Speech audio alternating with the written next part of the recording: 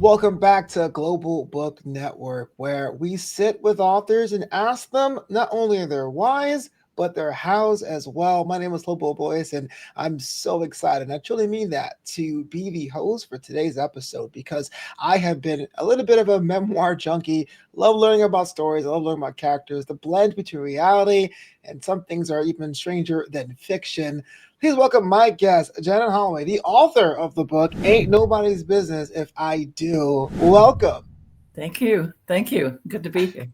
Well, I'm so glad you spent some time with me today, but let's get down to brass tacks. This book here, Ain't Nobody's Business If I Do, ain't your first rodeo. So, talk to me about the bibliography leading up to that when you decided, you know what, my story isn't finished. I'm going to come back for round three.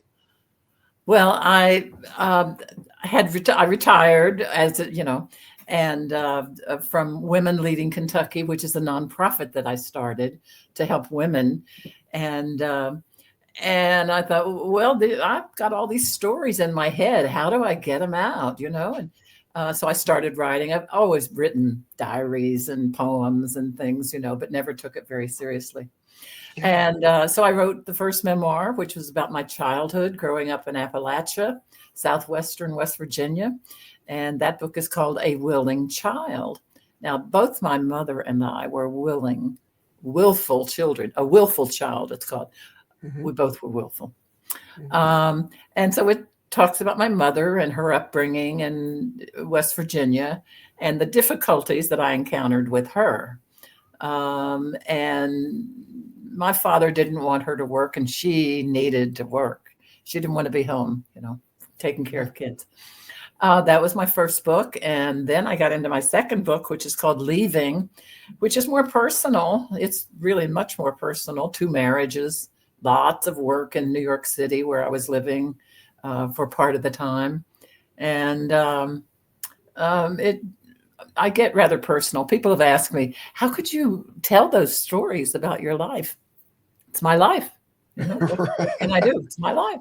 Right. And then this is the third. And these are stories that I couldn't quite confirm all the details.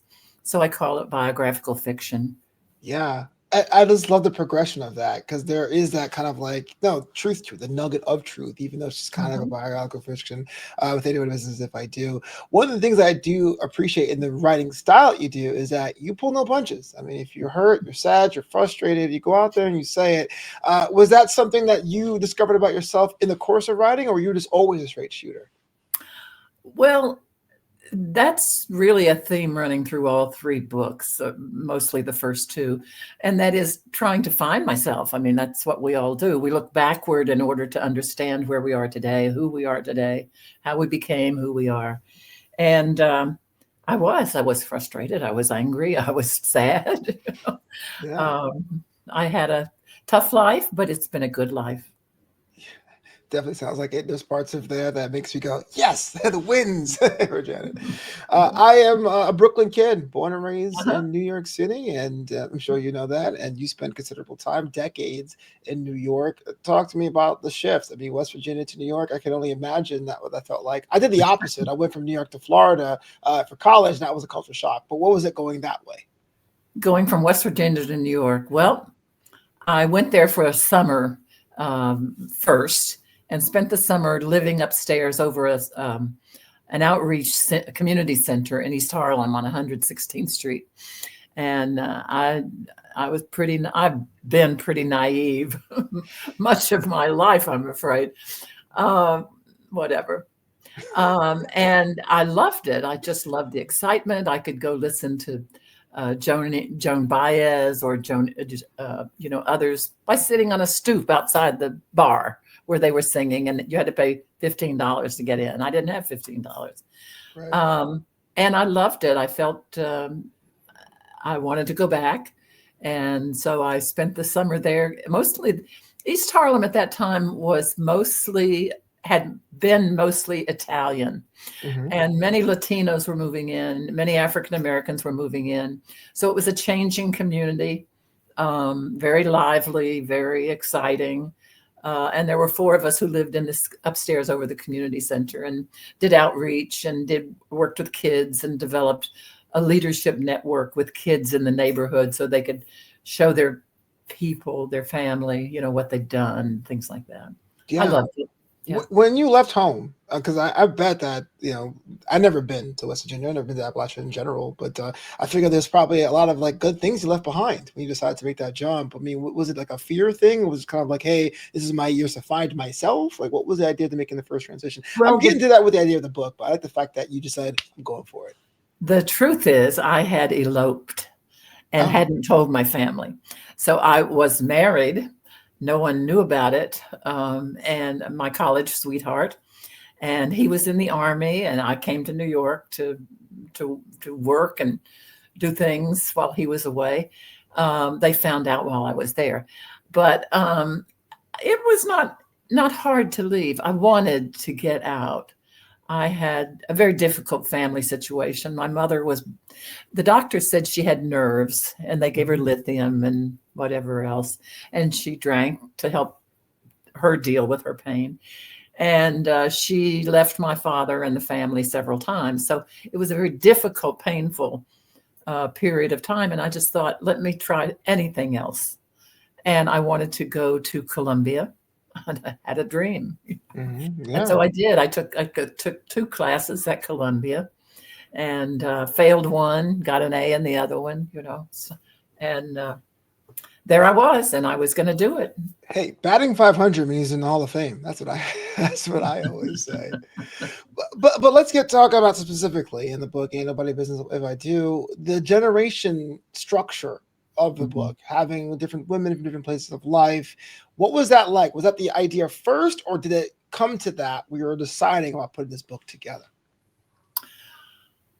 No, I just started, but the memories wouldn't leave. The memories are there, and I thought, well, maybe if I write the story, it will help me release them, free my mind up. And it's always been an issue of separating from the persona that I had to establish as a child in order to survive a family situation. People tell you stories, they tell you lies, they tell you this, don't tell anybody. It was rough. And my father was a coal miner, worked very hard, adored my mother, always took her back. So when I started writing, I thought, just start from the beginning, just start from your earliest memories. And that's what I did. And it just continued. And when I finished the first book, I realized there's more to tell. Yeah. This situation in your family dynamic when you were young obviously was challenging, to say the least. But what about what was the hardest part for you? Was it the fact that your parents were on different schedules? Was it about a community? Like, what was the part for you that said, "Oh man, this is something that I want to share with others"? I think it was the family mostly, because West Virginia, Sarah Ann, I mean, there's nothing around there but my granny's beer garden and a post office 2 miles away, Yeah. So I loved the place. I loved the land, the mountains, the hills. But it was the family situation that was the hardest. And I had a lot of dreams. I read a lot. I just read all my life, and leave me in a library and I'd be happy. So it was wanting something different, just one of those kids. I have a dream. Yeah. No, I'm totally with you. And I'm just so curious about this. And long-term listeners of this show know that I had my own memoir. It was called Graduation Day. Yes. And I had this balance of sharing what happened. And then like this like need to say, do I want to tell this as a memoir, or transfer it to like more than historical fiction to give myself some latitude there? And ultimately I decided on the memoir thing. So I was just curious about, or I'm just like so fascinated, you decided to say, look, with this particular entry, I want to be able to tell the story with a nugget of truth, or multiple nuggets of truth, if you're being honest with ourselves. Okay. It was, I think it was Kierkegaard or one of those writers in that period that said, life has to be lived forward, but you learn from living life backwards. And I had so much to learn.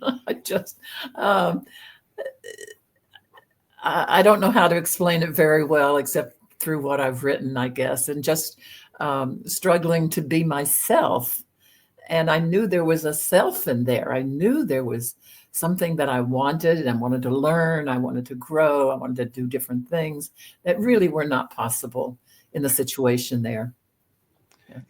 Is that a challenge as a creator, as an artist, as an author, to challenge yourself in your craft, to really push the boundaries based on things you already ascribe to yourself and also appeal to a certain audience? Or do you write for yourself only? Do you write for your audience only? Is it a kind of that mix? Well, I would like to ask you the same question.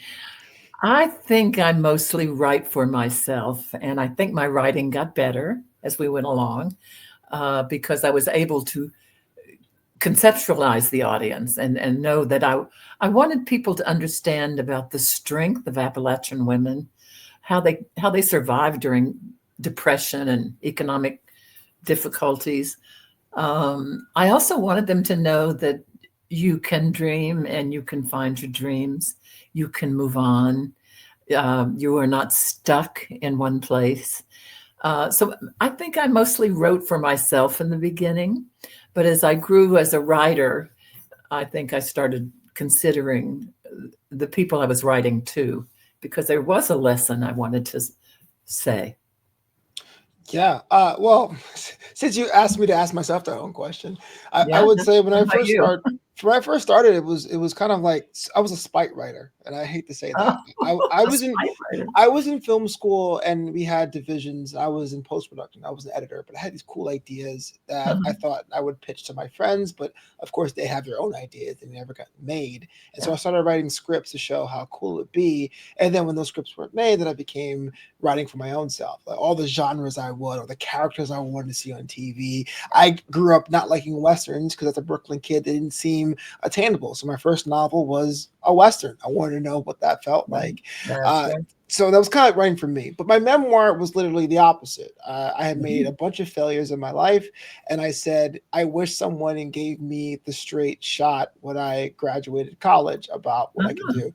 I was sitting Uh-huh. in my commencement speech, and we had like a district manager from a big box store, and he was like, "Try really hard, you'll succeed." Like, yeah, I know that, but what else? I need something that can What else? actually be Give me used. something And more tangible. yeah, please, I'm begging Yeah. you, guy. Yeah. And so that's what it kind of was. It was like if I had a Yeah. chance to talk to a group of college kids, what's the life manual I would give them? So that's what my memoir Yeah. became. So it's kind of like a switch there, which is interesting. Well, I got a full scholarship to Marshall University. I Oh, was always a good student, A's and B's. So I loved learning and I loved reading. And when I got a full scholarship, really changed my life. I mean, I met people from outside West Virginia. I had also lived in Florida when my mother would take me with her. What she'd like to do was she'd leave the family and take me, or leave my father and go to Florida and to be a waitress by the sea. I mean, mm, honestly, she didn't have a full education. She was limited, but she was very smart. My mother was. But it was my grandmother who really encouraged me, my Granny Bill. And when I went away to school, she said, "If you need anything, call me. Don't call your mother." So I yeah. learned, I mean, I had to use what I had. And I loved college and I did well. And from there, life took over. I was married then and uh, moved to Detroit. Yeah, yeah, Detroit. yeah, Detroit, right?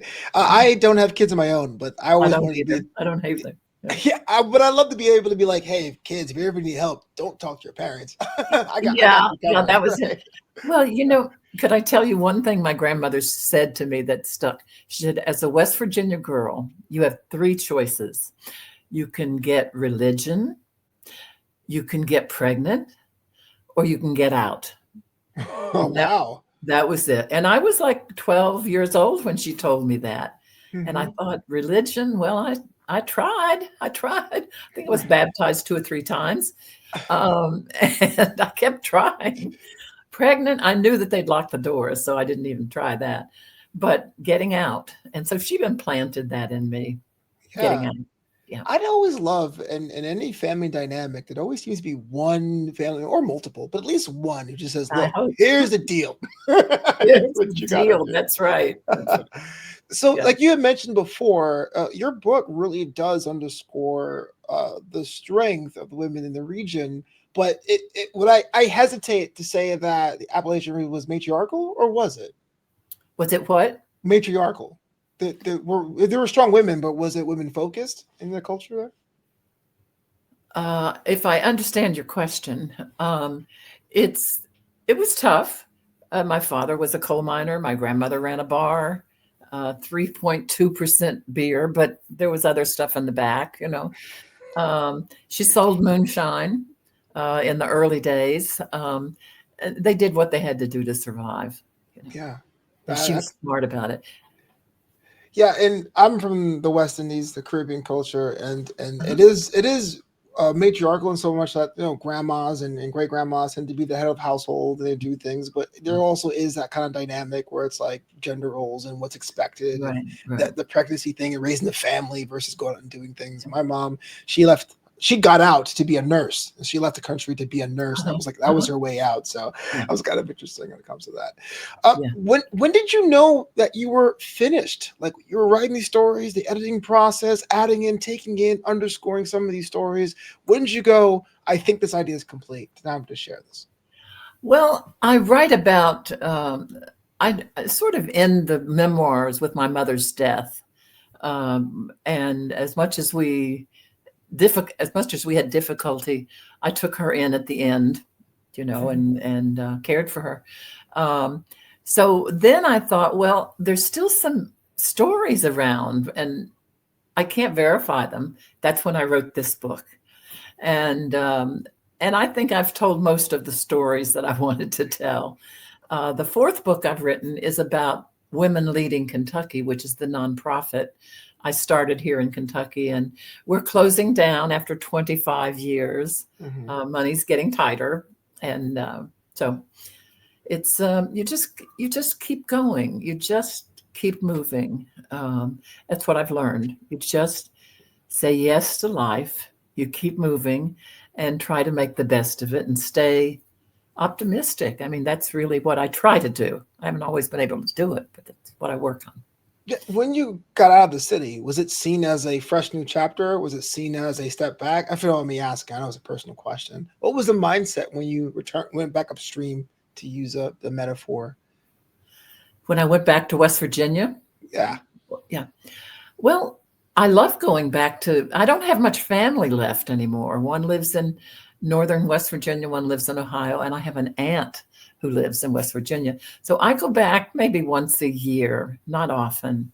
But I love the hills. I love the topography. I love the creeks. We had a creek, you know, I mean, you swim in the creek, you live your life climbing the hills and playing in the creeks and things like that. But it's more emotional. It's not something I need to do.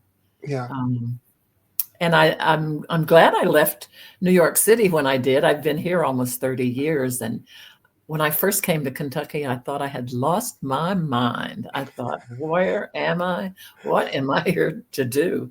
Yeah. I had a position at the university. And so I came by myself, you know, gonna do it again. And I seem to have done that a lot in my life. So there's a lot of very independent kind of spirit that I have.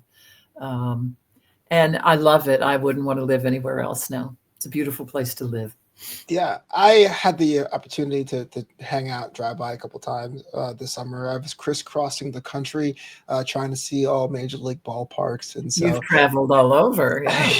yeah, didn't realize the Cincinnati airport's also in Kentucky. Learned that too. Yeah. If someone picks up a copy of "Ain't Nobody's Business If I Do," what's something that you wish they extract from the stories on the pages? Well, I'd like them to see,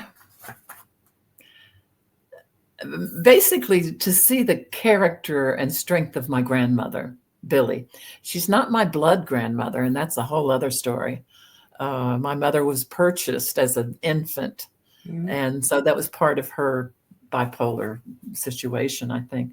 But I wanted to show how you can survive very difficult times, even when they're close and personal.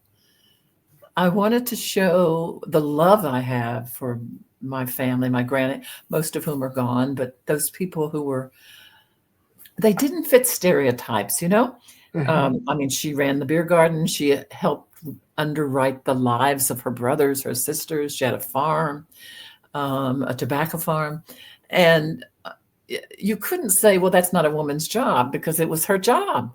She was the strongest in the family.